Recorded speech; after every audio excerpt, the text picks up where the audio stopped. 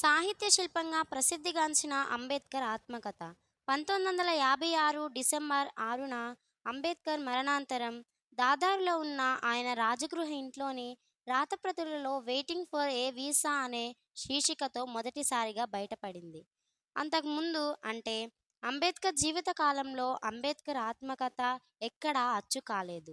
అంబేద్కర్ రచనల ప్రసంగాల సర్వస్వం doctor Babasaheb Ambedkar writings and speeches పేరిట 1991లో మహారాష్ట్ర ప్రభుత్వం ప్రచురించినప్పుడు నిజానికి ఈ ఆత్మకథతోనే ఆ వాల్యూమ్స్ ప్రారంభమై ఉండాల్సింది.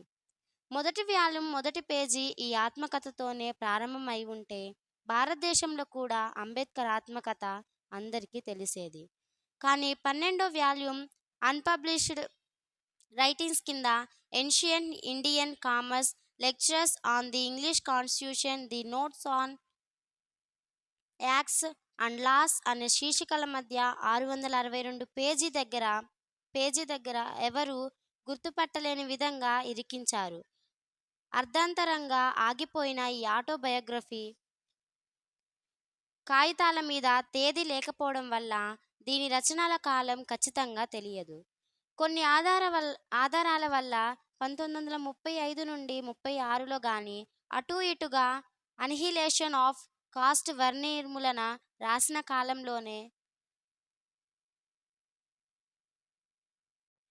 కొన్ని ఆధారాల వల్ల 1935 నుండి 36లో గాని అటూ ఇటుగా అనిహిలేషన్ ఆఫ్ కాస్ట్ వర్ణనిర్మూలన రాసిన కాలంలోనే అంబేద్కర్ ఈ స్వీయ చరిత్ర రాసి ఉండొచ్చు అని భావించవచ్చు.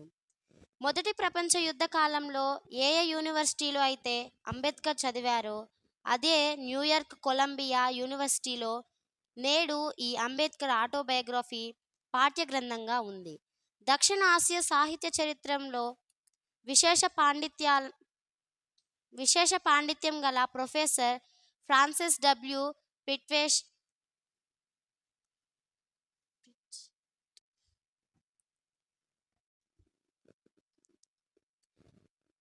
దక్షిణ ఆసియా సాహిత్య చరిత్రలో విశేష పాండిత్యం గల ప్రొఫెసర్ ఫ్రాన్సిస్ డబ్ల్యూ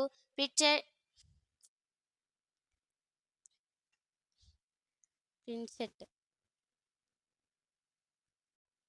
దక్షిణ ఆసియా సాహిత్య చరిత్రలో విశేష పాండిత్యం గల professor Francis W Pritchett Ambedkar ఆటోబయోగ్రఫీకి సిలబస్ ఎడిటర్. అంబేద్కర్ ఆత్మకథ ప్రపంచంలో అత్యున్నత సాహిత్యకారుల వర్క్ ఆఫ్ ఆర్ట్తో సరితూగే మేలిమి రచన. అంబేద్కర్ ఆత్మకథ భారతదేశం ఆత్మకథ. అంబేద్కర్ స్వతస్ఫూర్తితో ఇంగ్లీష్లో రాసిన వెయిటింగ్ ఫర్ ఏ వీసాకు తెలుగులో ప్రవేశ అర్హతకై నిరీక్షణ లేదా పడిగాపుల పొలిమేర అని అర్థం. ఇంగ్లీష్లో వీసా అంటే సామాన్యార్థం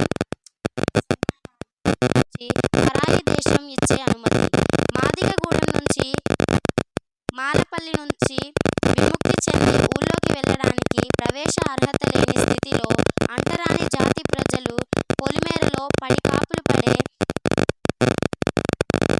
అవస్థనే వెయిటింగ్ ఫర్ ఏ వీసా అని అంబేద్కర్ విశేషార్థంలో ప్రయోగించారు.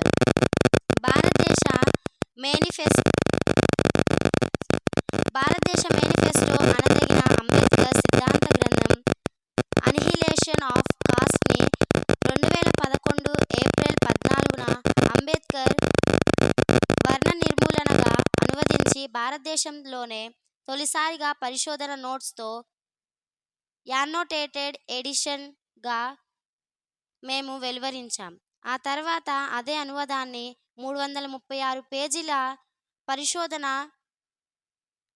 ఉపోద్ఘాతంతో ఇంగ్లీష్ తెలుగు బైలింగ్వల్ ఎడిషన్గా 718 పేజీలతో 2015 ఏప్రిల్ 14న philosophy of caste democracy Ambedkar వర్ణ నిర్మూలన పేరుతో విడుదల చేసినప్పుడు అందులో ఈ అంబేద్కర్ ఆత్మకథ అనువదించిన మొదటిసారిగా చేర్చాం. చరిత్రగా చూసినా సామాజిక శాస్త్రంగా చూసినా కన్నీరు చేమార్చకుండా అంబేద్కర్ ఆత్మకథను పూర్తి చేయడం సాధ్యం కాదు.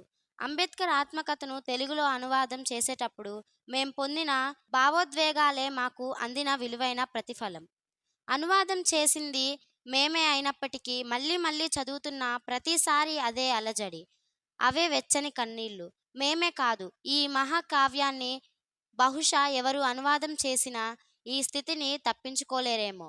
అది తన హృదయాన్ని పాఠకులకు సంపూర్ణంగా సమర్పించిన అంబేద్కర్ కలంలోని నిజాయితీ, నిర్భయత్వాల శక్తి. కానీ అంతైన అనువాదం అనువాదాలే. మూలం మూలమే.